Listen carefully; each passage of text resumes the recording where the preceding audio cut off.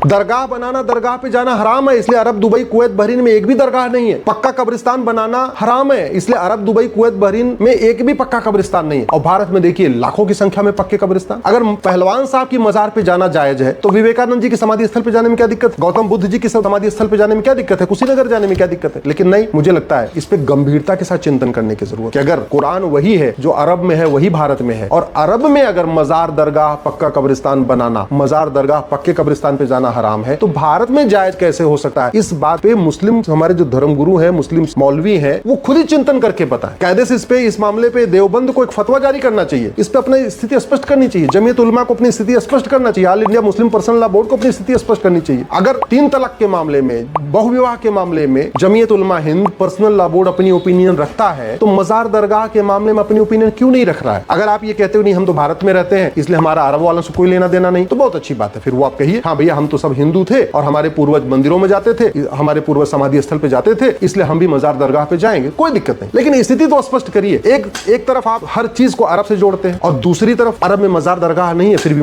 भारत में बनाते हैं, अरब में पक्का कब्रिस्तान नहीं है फिर भी भारत में बनाते हैं। इस पे मुझे लगता है जो हमारे शीर्ष हमारे मुस्लिम स्कॉलर्स हैं उनको अपनी स्थिति स्पष्ट करनी चाहिए कि अरब को मानेंगे या भारत को मानेंगे। लेकिन ऐसे नहीं हो सकता कि कुछ मामलों में तो अरब को मानेंगे और कुछ मामलों में भारत को मानेंगे। इस पे मुझे लगता है स्थिति स्पष्ट करने की जरूरत है।